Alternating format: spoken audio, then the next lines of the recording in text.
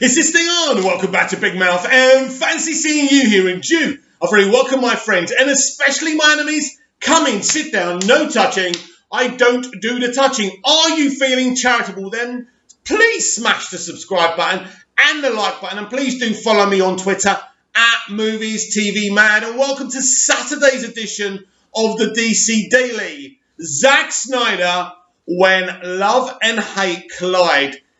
There's a very, very small difference between love and hate. And the love and hate for Snyder is so passionate on both sides. And I think I've mentioned this to you guys before. I remember when he was announced to direct Man of Steel. The hatred on my Twitter feed was astronomical. I couldn't believe it. Oh my God, it's Snyder, not Snyder. Snyder's a hack Snyder. I couldn't believe it. Now, I didn't know then who the guy was, I'll be honest. Now, I had watched 300 and Watchmen, and I love those films, but I didn't know the director's name who made those films. Doing some research, I realised a lot of people did like 300, but, the die-hard, Watchmen graphic novel fans despised what Snyder did with that film. Now, I hadn't actually ever read a Watchmen comic, and I really like that film. I think it's a great film. I don't have it on repeat or anything like this, but I like the film. But the graphic novel, the fans of the graphic novel don't like what Snyder did, and I'm not sure if the guy who created Watchmen even kind of likes what Snyder did. But the truth is, the guy who created Watchmen doesn't like anything that's been done to his property anyway. But he's made money out of it, so there you go, a bit of hypocrisy there. So the love is so passionate for Snyder. I see it on my Twitter feed every day. There's GIFs of his movies and big think pieces and, unpopular opinions and popular opinions. And the same thing goes with the people who hate him.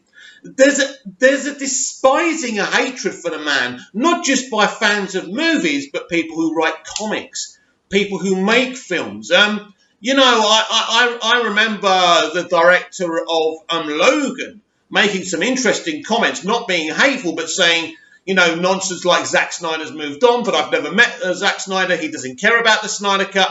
But obviously we knew that was utter bullshit. So this illogical hatred for the man is amazing to me. And from the moment we heard that Zack Snyder's Justice League was going to stream exclusively on HBO Max, that hatred has been doubled down on. And they just can't help themselves. It's like, we thought we destroyed this man. We thought we crushed this man. But he's back. What do we have to do to this guy to keep him down? And because there's such a determination in Zack and his fans, you and me, it's amazing. But I've always made it clear, first and foremost, I am a DC fan. I'm a Superman fan. I'm a Batman fan. I love the characters, but I love what Snyder did with Man of Steel and Batman vs. Superman Dawn of Justice. And I was looking forward to the completion of his arc. I still dream that we can get that done via HBO Max now. But let's not be greedy. We're getting Zack Snyder's Justice League, and of course that's very, very epic. But it just, for me, is intolerable to look at the hatred for the man. And how does he deal with it? He feels that he likes people talking about his films, whether they love them or hate them, and he doesn't seem to take the hatred that seriously, although he did explode at SnyderCon when he said, "Get the fuck real," whatever he said, right? So that was funny when he lost his shit about that. But yes, I've never known a director, he's a polarizing director. And when I look at an auteur like Quentin Tarantino, who makes films in a very individual, unique style, people love him. They call him one of the iconic, legendary legacy directors. But Zack Snyder, for these people, isn't in the Hall of Fame. And when you look at Tarantino and the stuff he says and the films that he makes, and I love Tarantino, I really do. But it's very interesting to me how he gets lauded as a great director and Zack Snyder's a hack. It's never really made any sense to me. And I think when I think about Walter Hamada coming in after Justice League, the theatrical cut in 2017, and having to make some big decisions. And I really want to get your heads around what's going on. And I know I'm kind of repeating myself here, but I do think we need to discuss this so you people understand what's going on here. Walter Hamada he knew the DCEU was a mess. I love the films. I love all DCEU films. All right, not Justice League, but there's elements in that film that are okay. But even Birds of Prey has its own individual qualities, right?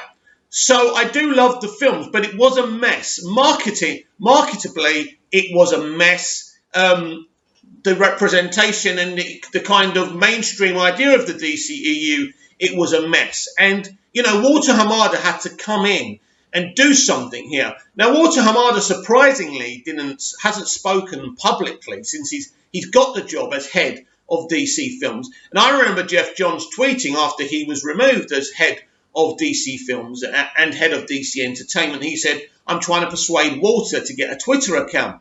And thus far, he hasn't. So all of a sudden, Walter Hamada is going to be at the DC fan zone, right?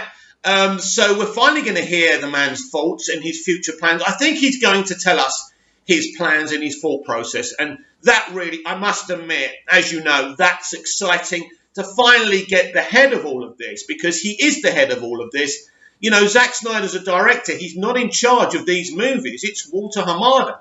Walter Hamada isn't in charge of Warner Brothers. He's not the Warner Brothers president, and Sarnoff is, but he has Ann Sarnoff's confidence. There's no question about that, as does Jim Lee. But Walter Hamada had to come up with a way to sort this mess out in a way, to change the public perception.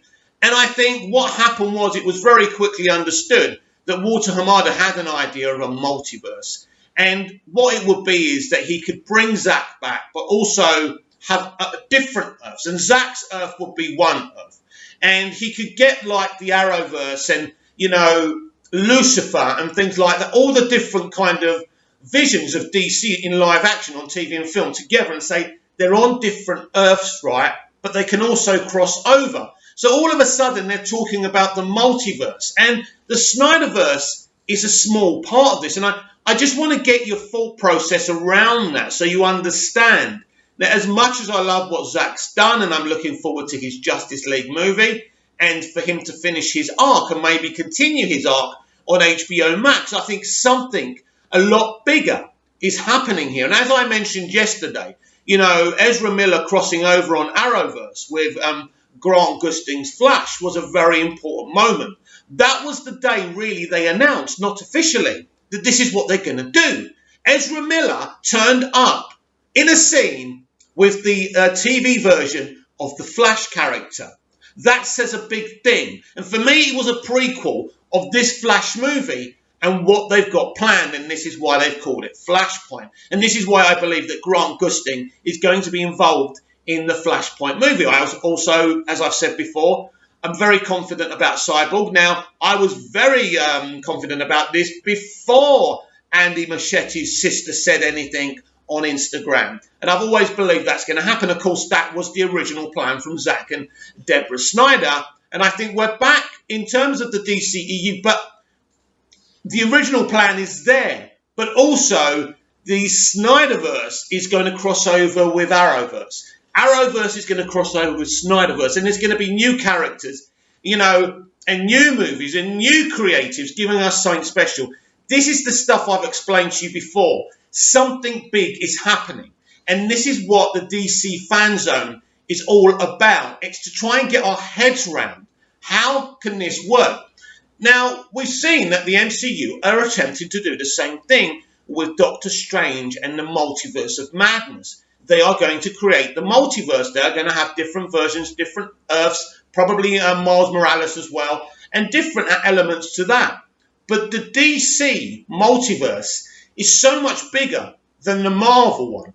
And it's so full of potential. I suppose, kind of closing this conversation off in the next minute and a half, what I'll say is, if you read DC Comics, there's an Earth 2 Superman in the Superman comics, right? and there's also an Earth 1 Superman. So you could say Henry Cavill, whatever Earth he's in. Then you've got Tyler Hoechlin, and there could be even more than that. Then there's Brandon Routh's Superman as well, which is supposed to be the Christopher Reeve Superman, who we also saw in Crisis. So all of a sudden, you've got to look at it like the comics, where they've got these different Earths, and there's crossovers, and there's different stories. And sometimes there'll just be a film from one Earth, not involving the other Earth. So something big is being created over at DC Films by Walter Hamada. And the Snyderverse is part of this. The plan that Walter Hamada has come up with is genius. All of a sudden, everyone's talking about DC Films. Everyone's excited about DC Films. We know that Zack Snyder's Justice League teaser got over 1 million views, and that was just from Zack's account sharing it on Twitter. Just imagine what HBO Max was able to bring to the table as well. So this is the future. This is what we all have to get our heads around. So it doesn't matter if you love Zack Snyder. It doesn't matter if you hate or despise Zack Snyder, because Walter Hamada's plan goes beyond Zack Snyder and his films. They're going to be there. His vision will be there. But that's just a part of the DC multiverse. But what they're actually going to be calling it, what Walter Hamada wanted to call it from the beginning, the worlds of DC. So instead of just calling it the multiverse, the DC multiverse, the worlds of DC. This is what this franchise is going to be. And the DCEU is just one part of it. Do you like this idea? Comment down below. Like, share and subscribe. And I'll be back tomorrow with even more DC Daily. See you again soon.